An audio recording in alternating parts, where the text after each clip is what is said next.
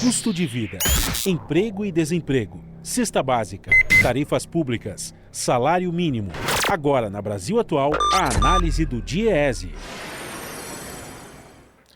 Nós vamos fazer contato agora com a coordenadora de pesquisas do DIEESE, Patrícia Pellatieri. Bom dia, Patrícia. Bom dia, Glauco. Patrícia, nesta semana o DIEESE divulgou um estudo intitulado Quem Cuida das Cuidadoras? Trabalho doméstico remunerado em tempos de coronavírus, que analisa justamente as repercussões da pandemia na categoria das trabalhadoras e trabalhadores domésticos. Quais foram as principais conclusões desse estudo, Patrícia?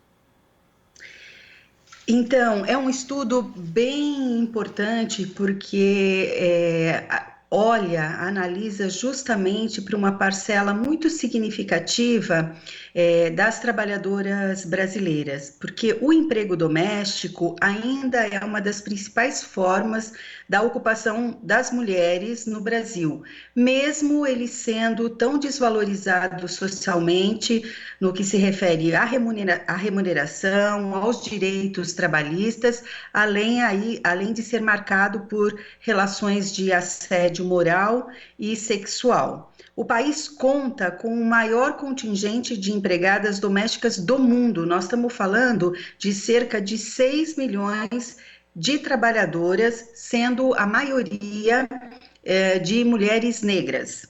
Então, os fatores determinantes aí para explicar esse enorme contingente de pessoas inseridas nessa ocupação no país está nas desigualdades raciais, de gênero, de classe, bem como aí a falta de oportunidades no mercado de trabalho para as mulheres pouco escolarizadas, em especial as mulheres negras.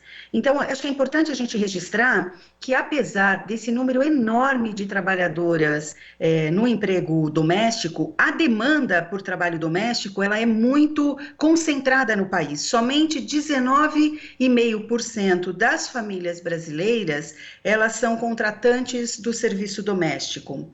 Vamos lembrar, né, Glauco, que nos anos 2000, a ocupação de doméstica passou por profundas transformações. Teve as conquistas trabalhistas, o mercado de trabalho também dava mais oportunidades, com mais chances de ocupações, e o emprego doméstico, então, deixou de ser a única alternativa para milhares de mulheres. Entretanto, a partir da crise de 2015, esse movimento que nós chamávamos de um movimento civilizatório, com uma mudança no trabalho doméstico, ele foi interrompido. Então, em toda crise, os segmentos mais vulneráveis são os primeiros e os mais fortemente... E este é o caso, então, do emprego doméstico no país, né? As crises econômicas, como a gente pode olhar na história brasileira, principalmente, elas impactam as diferentes classes sociais, os gêneros, raça, grupos ocupacionais de forma distinta, né? Então, as ocupações mais atingidas pela Covid foram as mais vulneráveis, e o emprego doméstico, principalmente o sem carteira assinada, ele foi fortemente impactado. Além dessas particularidades da ocupação, a pandemia ela também implicou mudanças na forma como as pessoas realizam as atividades voltadas aos trabalhos reprodutivos. O coronavírus, por ser altamente contagioso, exigiu o isolamento das famílias nos domicílios e provocou a suspensão das aulas e dos serviços ligados aos cuidados de pessoas. Então, essa situação levou a uma intensificação dos afazeres domésticos, aumentando muito a sobrecarga de tarefas para boa parte das mulheres que trabalham como empregadas nos lares. Isso para uma parte das mulheres, porque para uma outra parte, essa conjuntura pandêmica trouxe o desemprego Porque obrigou muitas das famílias contratantes do trabalho doméstico, que também tiveram redução na sua renda, acabou demitindo essas trabalhadoras, né? E as trabalhadoras que permaneceram ocupadas, elas também correm um forte risco de contaminação, porque, em geral, elas se deslocam de transporte público para o trabalho e exercem atividades que requerem um contato muito próximo aí com pessoas, né? Como cuidados de crianças, de idosos, além aí da realização de compras em estabelecimentos comerciais. Tudo fica a cargo da empregada doméstica. E tanto isso é verdade que a ONU Mulheres, a OIT, a CEPAL, soltou, além da ONU, também o Ministério Público do Trabalho, eles soltaram vários notas técnicas de recomendações de como deveria ser, que as pessoas deveriam dispensar os seus trabalhadores domésticos, mantendo a remuneração, né? Mas, apesar de todas essas recomendações, a tendência tem sido, de fato, a demissão das empregadas domésticas. Isso a gente já pode notar aí nos dados da PNAD contínua, a pesquisa do IBGE, que já mostra no trimestre março, abril e maio uma redução de 1.200.000 trabalhadoras domésticas, se comparado com o trimestre que terminou em fevereiro de 2020. Desse total de 1.200.000 trabalhadoras, 923.000 eram trabalhadoras sem carteira assinada. As restantes eram com carteira assinada. A PNAD Covid, que é uma pesquisa especial que o IBGE está fazendo nesse período, traz alguns indicadores também bem significativos que não são captados na PNAD normalmente. E a PNAD de maio, a PNAD Covid de maio, mostra que das trabalhadoras domésticas ocupadas, que permaneceram, que não perderam os seus empregos, tiveram uma redução na sua renda na ordem de 26,4%. Portanto, já tem rendimentos muito baixos, muito próximo do salário mínimo, e tiveram uma perda aí de em torno de 1/4 da sua remuneração.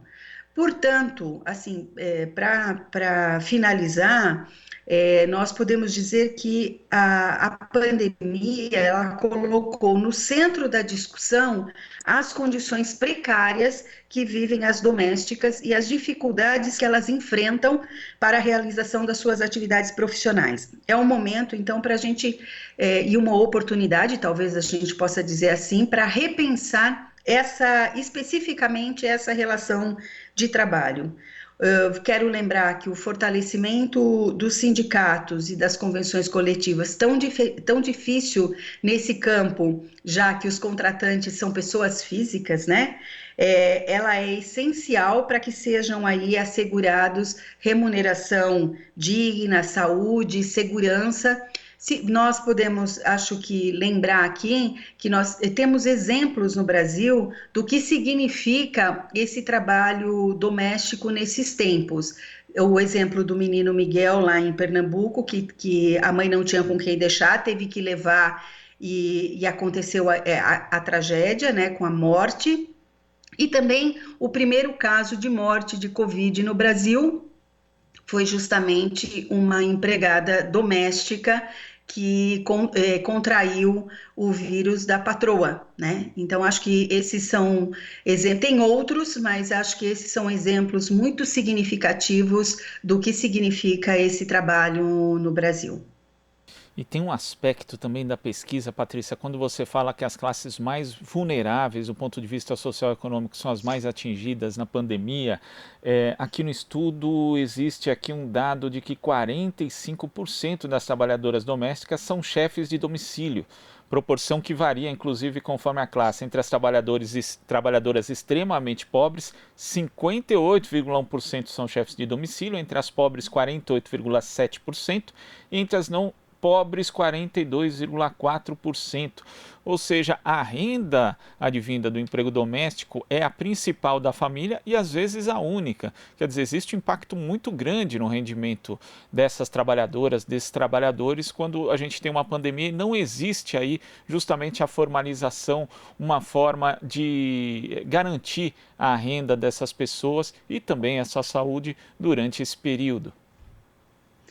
Sem dúvida, e o estudo traz outros elementos importantes. Se você olhar entre negras e não negras, ainda essa questão da renda, nós vamos ver que as chefes esse percentual aumenta ainda mais no caso das trabalhadoras negras. Então, é muito significativo esse impacto, não tenha dúvida.